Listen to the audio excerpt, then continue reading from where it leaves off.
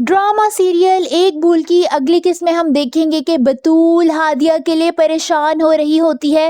वो हादिया से मिलने उसके घर जाती है और हादिया की सास से पूछती है कि हादिया कैसी है, जिस पर हादिया की सास बतूल से कहती हैं कि अपनी बहन की अज़दवाजी ज़िंदगी बचाने के लिए हादिया ने नफ़रत को गले लगा लिया। वो सिर्फ तुम्हें महफूज रखना चाहती थी और खुद उसने काशान जैसे इंसान को अपना लिया।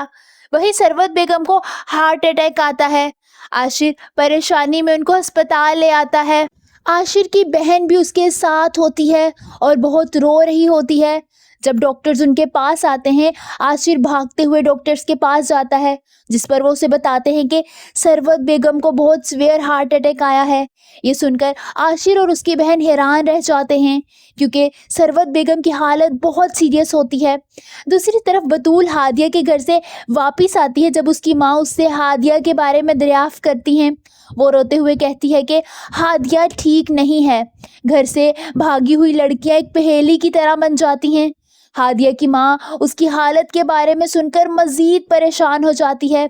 वहीं हादिया की सास उसके पास आती है और कहती है कि तुम्हारी माँ तुम्हारे लिए बहुत उदास है, वो तुम्हें बहुत याद करती है और तुम्हारे लिए रोती रहती है।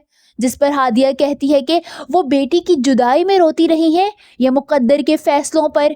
ये सुनकर उसकी सास आगे से खामोश हो जाती है। दूसरी तरफ जग्गू भाई को काशान मरवा देता है और अब जग्गू भाई का कब्जा काशान के पास आ जाता है। जग्गू भाई का एक बंदा काशान को कहता है कि अब से जग्गू भाई की जगह तुम संभाल लो।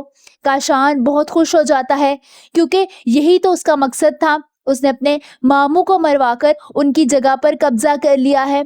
आप सबको क्या लगता है, क्या जग्गू भाई की जगह संभालने के बाद काशान मजीद बुरे कामों में मुलव्वस हो जाएगा और क्या यही उसकी मौत का सबब बन जाएंगे? कमेंट्स में अपनी राय का इजहार ज़रूर कीजिए।